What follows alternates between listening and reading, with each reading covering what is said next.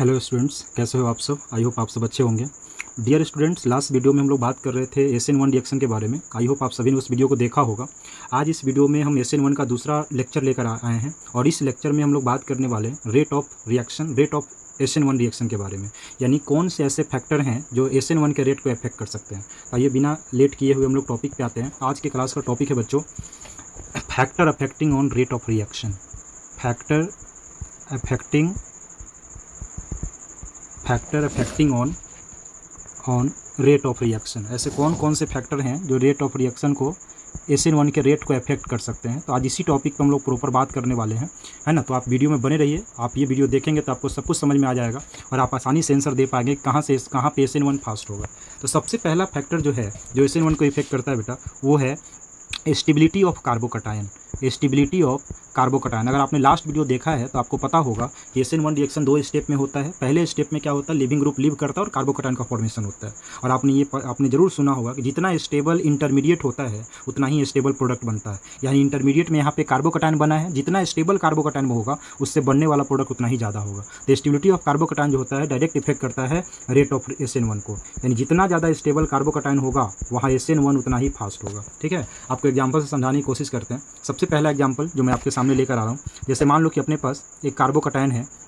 ये सपोज करो ये हमारे पास कार्बोकटायन है, ये दूसरा कार्बोकटायन अपने पास है और ये थर्ड ऑप्शन है अपने पास जो टर्सरी कार्बोकटायन है। ये पहला कार्बोकटायन बेटा 1 डिग्री है, ये 2 डिग्री है और ये कितना डिग्री है बेटा 3 डिग्री है। तो अगर आपसे पूछा जाए SN1 कहाँ फास्ट होगा, तो पहले आप ये देखो कि सबसे ज़्यादा स्टेबल कार्बोकटायन कौन सा है। तो सबसे स्टेबल कार्बोकटायन टर्सरी होता है, इसलिए टर्सरी कार्बोकटायन पे SN1 सबसे फास्ट होगा, फिर 2 डिग्री पे, फिर 1 डिग्री पे। हालांकि 1 डिग्री पे देखा जाए तो कोई SN1 नहीं होता, सिर्फ SN2 होता है। ठीक है, तो सबसे फास्ट रिएक्शन कहाँ होता है बेटा, जहाँ पे जो सबसे ज़्यादा स्टेबल कार्बोकटायन होगा वहीं पे फास्ट होगा। ठीक है, चलिए कुछ एग्जांपल्स और आपके सामने लेकर आ रहे हैं, आप ध्यान से देखिएगा।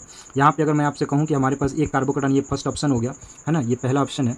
अगर दूसरा ऑप्शन अगर पूछा जाए, यहाँ भी कार्बोकटायन है और ये कार्बोकटायन में ज़्यादा स्टेबल कौन है, जहाँ SN1 फास्ट कहाँ पे होगा। सबसे पहले आप ये देखो कौन सा कार्बोकटायन ज़्यादा स्टेबल है। जो कार्बोकटायन ज़्यादा स्टेबल होगा वहाँ SN1 फास्ट होगा। तो देखो पहला जो कार्बोकटायन है यहाँ पे देखो ये 1 डिग्री है ना, यहाँ पे कोई रेजोनेंस काम नहीं कर रहा है। लेकिन सेकंड वाले कार्बोकटायन को देखो, यहाँ रेजोनेंस का कॉन्सेप्ट हो रहा है, पाई सिग्मा प्लस, यहाँ रेजोनेंस हो रहा है। और आप जानते हो रेजोनेंस स्टेबलाइज कार्बोकटायन जो होते हैं, रेजोनेंस कार्बोकटायन जो होते हैं ज़्यादा स्टेबल होते हैं, इसीलिए 2 में SN1 फास्ट होगा और 1 में क्या हो जाएगा बेटा, स्लो हो जाएगा। आई होप इस तरह से आंसर दे पाएंगे। एक और एग्जाम्पल मैं आपके सामने लेकर आ रहा हूँ।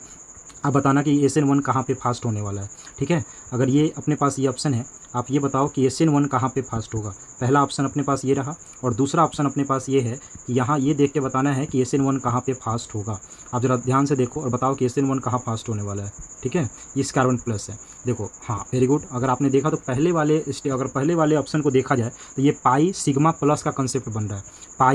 पाई देखो सिग्मा और प्लस इन रेजोनेंस हो रहा है, पाई सिग्मा प्लस, यहाँ कोई रेजोनेंस नहीं हो रहा है, इसीलिए रेजोनेंस स्टेबल कार्बोकटायन ज़्यादा स्टेबल होते हैं। तो ये फर्स्ट में SN1 फास्ट होगा, सेकंड में क्या हो जाएगा बेटा, स्लो हो जाएगा। तो आई होप पहला फैक्टर आपको समझ में आ गया। स्टेबिलिटी ऑफ कार्बोकटायन आपने देखा कि जितना ज़्यादा स्टेबल कार्बोकटायन होगा उतना ही SN1 फास्ट होगा। तो दूसरा फैक्टर की हम बात करने वाले हैं। दूसरा कौन सा फैक्टर है जो SN1 को इफेक्ट करेगा। तो दूसरा फैक्टर है बेटा, दूसरा फैक्टर जिसकी हम बात करने वाले हैं वो है degree of alkyl halide. Degree of alkyl halide, हालांकि डिग्री ऑफ एल्काइल हैलाइड उसी में आता है, आप इससे और डिग्री को देखा जाए तो वही कार्बोकटायन से ही आप आंसर दे पाओगे। जैसे मान लो कि अपने पास अलग अलग डिग्री के एल्काइल हैलाइड पड़े हुए हैं, है ना। जैसे मान लो ये CH3 हो गया और ये यहाँ पे CH3 हो गया और यहाँ CH3 हो गया और यहाँ मान लो X हो गया। फिर उसके बाद क्या हो गया, CH3 हो गया, उसके बाद मान लो C यहाँ पे X हो गया और यहाँ पे मान लो अपना CH3 लगा हुआ है और यहाँ H लगा हुआ है। ठीक है, उसके बाद क्या है कि अगर मैं आपसे कहूँ कि मान लो हमारे पास ये वाला हैलाइड्स है ना, तो अगर पूछा जाए कि SN1 कहाँ फास्ट होगा तो आप डिग्री देखो जिस कार्बन से हाइड्रोजन अटैच है वो कार्बन कितना डिग्री है बेटा, वो 3 डिग्री है। जिस कार्बन से एक अटैच है वो कितना डिग्री है, 2 डिग्री है। जिस कार्बन से एक अटैच है कितना डिग्री, 1 डिग्री है। तो सबसे फास्ट रिएक्शन कहाँ होगा, 3 डिग्री में सबसे फास्ट होगा, उससे स्लो 2 डिग्री में होगा और सबसे स्लो किसमें होगा बेटा, 1 डिग्री में। ऐसा क्यों, क्योंकि जैसे ही यहाँ से लिविंग ग्रुप लीव करेगा तो टर्सरी कार्बोकटायन का फॉर्मेशन होगा। यहाँ से जब लिविंग ग्रुप लीव करेगा तो सेकेंडरी कार्बोकटायन का फॉर्मेशन होगा और जब यहाँ से लिविंग ग्रुप लीव करेगा तो प्राइमरी कार्बोकटायन का फॉर्मेशन होगा। और आप पीछे का भी जस्ट पहला मैंने फैक्टर्स बताया कि tertiary carbocation more stable then 2 degree more stable then 1 degree. तो इसीलिए 3 डिग्री में सबसे फास्ट SN1 होता है और 2 डिग्री में सबसे स्लो और 1 डिग्री में सबसे स्लो होता है। ठीक है, आई होप अपने डिग्री से आंसर यहाँ से देखना सीख जाओगे। तीसरा फैक्टर जो मैं आपके सामने लेकर आया, तीसरा फैक्टर क्या है, तीसरा सबसे इंपॉर्टेंट फैक्टर है, ये ध्यान दीजिएगा। यहाँ beta branching, if beta branching is more अगर बीटा कार्बन पे ब्रांचिंग ज़्यादा होगा तो रेट ऑफ SN1 उतना ही फास्ट होगा बेटा, ये ध्यान रखना, है ना। अगर बीटा कार्बन पे ब्रांचिंग ज़्यादा है तो रेट ऑफ SN1 उतना ही फास्ट होगा। मैं एग्जांपल पहले आपको समझ लो ये बीटा होता क्या है। जैसे देखो, मान लो मैं एक एग्जांपल लेकर आपको सामने दिखा रहा हूँ। मान लो जिस कार्बन से X लगा हुआ है बेटा, जिस कार्बन से X लगा हुआ है उस कार्बन को हम लोग अल्फा कार्बन कहते हैं, उसके जस्ट बगल वाले को बीटा कहते हैं और उसके जस्ट बगल वाले को गामा कहते हैं।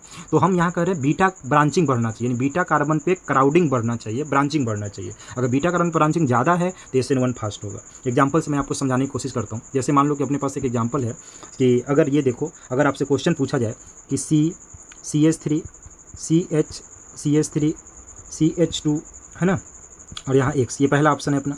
दूसरा ऑप्शन बेटा ये है CH3 CH3 और ये हो गया CH2 और ये हो गया X। अब ध्यान से देखो, जिस कार्बन से X लगा है वो अल्फा कार्बन हो गया, उसके जस्ट बगल वाला क्या हो गया बेटा, बीटा, ये अल्फा हो गया और यहाँ बीटा हो गया। तो बेटो बीटा कार्बन पे क्राउडिंग, यहाँ बीटा कार्बन पे ब्रांचिंग तो आपको दिख रहा होगा, यहाँ बीटा कार्बन पे ब्रांचिंग आपको दिख रहा होगा, है ना। तो बीटा कार्बन पे जितना ज़्यादा ब्रांचिंग होगा SN1 उतना ही फास्ट होगा। तो ज़्यादा ब्रांचिंग कहाँ है बेटा, बीटा कार्बन पे, सेकंड, वेरी गुड। तो सेकंड में SN1 फास्ट होगा, फर्स्ट में SN1 क्या हो जाएगा बेटा, स्लो हो जाएगा। इसमें कोई डाउट? अब इसके पीछे जो है आपको समझना पड़ेगा, आखिर मैं ये ऐसा क्यों कह रहा हूँ कि बीटा कार्बन पे ब्रांचिंग अगर बढ़ जाता है तो SN1 फास्ट हो जाता है। आपको इस चीज़ समझना पड़ेगा, ठीक है। अगर बीटा का, जैसे मैं एग्जांपल समझाता हूँ। सपोज करो कि अगर हमारे पास एक एग्जांपल है, जैसे मान लो कि अपने पास ये एग्जांपल है CH, यहाँ पे मान लो कि अपने पास CH2 है और यहाँ मान लो C है ना, और यहाँ इसके नीचे मान लो बेटा ऊपर एक H लगा हुआ है, ऊपर एक H लगा हुआ है और यहाँ X लगा हुआ है, ठीक है। ध्यान से देखना, तो क्या होगा बेटा, यहाँ से लिविंग ग्रुप लीव कर जाएगा। जब लिविंग ग्रुप लीव करेगा तो देखो जिस कार्बन से X अटैच है ना, उस कार्बन का हाइब्रिडाइजेशन जो है वो कितना बेटा, sp3 है। और आप जानते हो अगर sp3 हाइब्रिडेशन होता है तो बॉन्ड एंगल कितना होता है बेटा, 109.28 मिनट होता है। तो जैसे ही यहाँ से X भागेगा तो इस कार्बन बेटा क्या आने वाला है, प्लस आने वाला है। यानी ये कुछ इस तरह से दिखेगा, इंटरमीडिएट जो बनेगा, ये इंटरमीडिएट कुछ इस तरह से आपको दिखेगा, CH, और इस कार्बन पे बेटा प्लस आ गया, इसकी वजह से इसका हाइब्रिडेशन क्या हो जाएगा, sp2, और बॉन्ड एंगल कितना हो जाएगा बेटा, 120 डिग्री। तो एंगल स्ट्रेन में क्या होगा बेटा, रिलीफ मिल गया इसको, एंगल स्ट्रेन बढ़ गया, एंगल स्ट्रेन रिलीफ कर गया, रिलीफ मिल गया, जिसकी वजह से क्या हो जाएगा बेटा, SN1 यहाँ क्या हो जाएगा, फास्ट हो जाएगा, है ना। SN1 क्या हो जाएगा, फास्ट हो जाएगा। तो इसकी वजह से ऐसा होता है क्योंकि यहाँ बॉन्ड एंगल कितना था बेटा, 109.28 मिनट, और यहाँ क्या हो गया, 120 हो गया। तो इसकी वजह से SN1 क्या हो जाएगा, अटैक करना आसान हो जाएगा और इसलिए फास्ट हो जाता है, ठीक है। चलो, अब ये आपका तीसरा था। अब चौथा क्या है जिसकी वजह से SN1 के रेट को इफेक्ट कर सकता है। चौथा जो अपने पास है वो है बेटा नेचर ऑफ न्यूक्लियोफाइल। ध्यान रखना, ये काफ़ी इंपॉर्टेंट चीज़ है ये, नेचर ऑफ न्यूक्लियोफाइल, है ना। न्यूक्लियोफाइल का नेचर, किस तरह का न्यूक्लियोफाइल जो होगा, है ना, वो SN1 को फेवर करेगा। तो बेटा देख लो, न्यूक्लियोफाइल जो होता है दो तरह का होता है। एक होता है बेटा स्ट्रॉन्ग न्यूक्लियोफाइल, एक होता है स्ट्रॉन्ग न्यूक्लियोफाइल, और एक होता है बेटा वीक न्यूक्लियोफाइल, ठीक है। स्ट्रॉन्ग न्यूक्लियोफाइल और वीक न्यूक्लियोफाइल। स्ट्रॉन्ग न्यूक्लियोफाइल क्या होता है और वीक न्यूक्लियोफाइल क्या होता है, मैं आपको समझाने की कोशिश करता हूँ। फिलहाल आप ये समझ लो किस तरह का न्यूक्लियोफाइल आएगा जो SN1 को फेवर करेगा। तो जनरली क्या होता है, वीक न्यूक्लियोफाइल जो होता है, वीक न्यूक्लियोफाइल ऑलवेज फेवर, है ना, ऑलवेज फेवर SN1 रिएक्शन। ये SN1 अगर वीक न्यूक्लियोफाइल है तो SN1 को फेवर करेगा, ठीक है। और वीक न्यूक्लियोफाइल में वाटर आता है, अल्कोहल आता है, ये सब वीक न्यूक्लियोफाइल है, तो ये सब हमेशा SN1 को फेवर करेगा। जैसे मान लो होता क्या है वीक न्यूक्लियोफाइल आने से, देखो जब ये न्यूक्लियोफाइल आ रहा है, जैसे मान लो यहाँ से पहले स्टेप में तो पता है कि यहाँ से X लिविंग ग्रुप लीव कर जाएगा, यहाँ से X माइनस लीव करने वाला है, उसके बाद यही स्टेप बेटा RDS हो जाएगा, यही स्लो स्टेप है, आपको पहले बता चुका हूँ मैं। यहाँ से जब यहाँ से क्या होता है कि R प्लस जैसे कार्बोकैटायन बनता है तो ये न्यूक्लियोफाइल जो है क्या करता है, सामने से और पीछे से अटैक कर देता है। तो सामने से अटैक करता है तो RNU बनेगा, जब पीछे से अटैक करेगा बेटा तो NU पीछे की तरफ लग जाएगा। और इस प्रोडक्ट को बेटा हमने बताया था आपको रिटेंशन प्रोडक्ट कहते हैं, बोलो रिटेंशन प्रोडक्ट कहते हैं। और इस प्रोडक्ट को क्या कहते हैं, इन्वर्जन प्रोडक्ट कहते हैं, ठीक है, इन्वर्जन प्रोडक्ट कहते हैं। ये बात मैं पहले बता चुका हूँ। लेकिन सबसे इंपॉर्टेंट बात कि मैं ऐसा क्यों कह रहा हूँ कि वीक न्यूक्लियोफाइल हमेशा SN1 को फेवर करेगा, इसलिए क्योंकि जो वीक न्यूक्लियोफाइल होता है ना, लिविंग ग्रुप को लीव करने का समय देता है। वो कहता है कि तुम लीव कर जाओ, इसके लीव करने के बाद वो अटैक करता है। तो वीक न्यूक्लियोफाइल से यही बेनिफिट है, वो लिविंग ग्रुप को लीव, वीक न्यूक्लियोफाइल से क्या करता है, लिविंग ग्रुप को लीव करने का मौका देता है। अब जनरली कभी कभी होता है कि अगर आपसे पूछ दिया जाए कि रिटेंशन और इन्वर्जन में ज़्यादा प्रोडक्ट कौन बनता है, तो प्रैक्टिकली देखा जाए, अगर प्रैक्टिकली देखा जाए तो इन्वर्जन प्रोडक्ट जो होता है बेटा वो ज़्यादा बनता है। इसलिए क्योंकि जो यहाँ से जब X निकलता है ना, तो यहाँ से निकल के वो बहुत ज़्यादा दूर नहीं जाता, ये बगल में खड़ा रहता है। इस वजह से न्यूक्लियोफाइल पे नेगेटिव है और X पे भी नेगेटिव है, तो सामने से अटैक नहीं कर पाता, रिपल्सन होता है, तो पीछे से अटैक कर पाता है। तो इसलिए इन्वर्जन प्रोडक्ट जो है वो थोड़ा ज़्यादा बनता है ना। तो अगर क्वेश्चन अगर बारीकी से पूछा जाए तो आप यहाँ ध्यान रखेंगे, ये प्रोडक्ट थोड़ा सा ज़्यादा बनेगा। ठीक है। तो ये नेचर ऑफ न्यूक्लियोफाइल जो है काफ़ी इंपॉर्टेंट है। अगला फैक्टर कौन सा है? तो अगला फैक्टर बेटा नेचर ऑफ सॉल्वेंट। अगला फैक्टर है नेचर ऑफ सॉल्वेंट। किस तरह का सॉल्वेंट होगा जो SN2 को फेवर करे, SN1 को फेवर करेगा, सॉरी। तो नेचर ऑफ सॉल्वेंट में आपको पता है कि सॉल्वेंट पोलर होता है, नॉन पोलर होता है। पोलर में दो तरह का होता है, पोलर प्रोटिक होता है और पोलर एप्रोटिक होता है। तो जो पोलर प्रोटिक सॉल्वेंट होता है ये आपको ध्यान रखना पड़ेगा, ठीक है। जो पोलर प्रोटिक सॉल्वेंट होता है वो हमेशा SN1 को फेवर करेगा। पोलर प्रोटिक सॉल्वेंट जो होगा, प्रोटिक सॉल्वेंट फेवर SN1। अब ये पोलर प्रोटिक का मतलब एक ऐसा सॉल्वेंट जो H+ फर्निश कर सकता है, H+ दे सकता है, उसको पोलर प्रोटिक कहते हैं। और पोलर प्रोटिक हमेशा, अब इसके पीछे रीजन क्या है, क्यों पोलर प्रोटिक सॉल्वेंट जो है वो SN1 को फेवर करता है? तो इसलिए कि जो पोलर प्रोटिक सॉल्वेंट जो होता है ना, वो आयोनाइजेशन में, आयंस के आयोनाइजेशन में उसको हेल्प करता है ना। ये आयोनाइजेशन में हेल्प करता है, साथ ही साथ उसको स्टेबलाइज भी करता है, उसके आयंस जो होते हैं उसको स्टेबलाइज भी करता है। तो हम इसके रीजन क्या लिख रहे हैं कि polar protic solvent not only help in ionization, ये सिर्फ आयोनाइजेशन में हेल्प नहीं करते हैं, है ना, साथ ही साथ but also they stabilize the ions को स्टेबलाइज भी करते हैं, है ना। और जिसकी वजह से ये हमेशा किसको फेवर करते हैं? जिसकी वजह से ये SN1 को फेवर करते हैं, ठीक है। That's why favour SN1,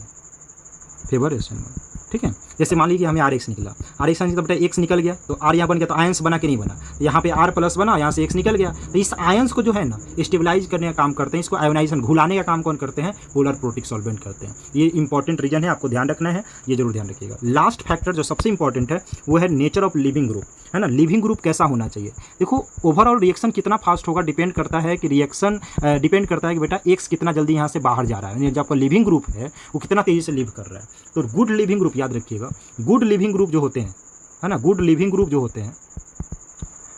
group हमेशा जो है ऑलवेज फेवर SN1। जो अच्छा लिविंग ग्रुप होगा ना बेटा वो SN1 को फेवर करेगा, ठीक है। अब अच्छा लिविंग ग्रुप में अगर एल्काइल हाइड्रिक केस में देख रहे हैं तो सबसे अच्छा लिविंग ग्रुप आई है, आप जानते हैं आयोडीन है। उससे थोड़ा सा खराब RBr है, उससे खराब RCl है और सबसे खराब जो है बेटा RF। और ये ऑर्डर SN1 और SN2 दोनों के लिए वैलिड है ना। ये लिविंग ग्रुप का जो ऑर्डर है ये SN1 SN2 दोनों में सेम रहता है ना।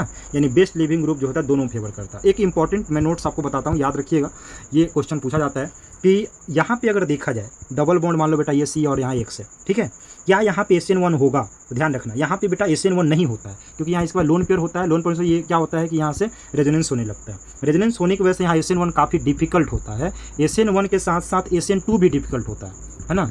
तो अगर कोई हाइड्रोजन जो है जनरली अगर sp2 कार्बन से अटैच है तो वहाँ SN1 और SN2 दोनों क्या होगा बेटा? दोनों का दोनों डिफिकल्ट होने वाला नहीं होता है। यानी विनाइल हैलाइड की मैं बात कर रहा हूँ। यानी विनाइल हैलाइड किसको बोलते हैं? जिस कार्बन से हाइड्रोजन लगा है वो sp2 होना चाहिए। तो विनाइल हैलाइड में ना तो SN1 होता है ना ही SN2 होता है। ठीक उसी तरह अगर आपके पास एराइल हैलाइड है ना, एराइल है मतलब बेंजीन से अगर X लगा हुआ है ना, ये भी रेजोनेंस का पार्टिसिपेशन करने लगता है। इसकी वजह से यहाँ तो ना तो SN1 होता है बेटा और ना ही SN2 होता है, ठीक है, यहाँ कुछ नहीं होता। ये जरूर आप ध्यान रखिएगा, विनाइल हैलाइड और एराइल हैलाइड में SN1 SN2 होता ही नहीं है। तो ये टोटल फैक्टर्स थे जो रेट ऑफ SN1 को इफेक्ट करते हैं। आई होप आपको ये वीडियो देखने के बाद सब कुछ समझ में आ जाएगा, सब जितना भी आपका डाउट्स है SN1 के लिए वो क्लियर हो जाएगा। पूरा वीडियो आप लोग देखिएगा, कोई भी डाउट नजर आए, इस वीडियो में कुछ पूछना हो तो कमेंट सेक्शन में कमेंट जरूर कीजिएगा। और वीडियो आपको अच्छा लगे लाइक शेयर कमेंट जरूर कीजिएगा। मिलते हैं फिर नेक्स्ट वीडियो में SN2 के बारे में डिस्कस करते हैं। तब तक के लिए जय हिंद।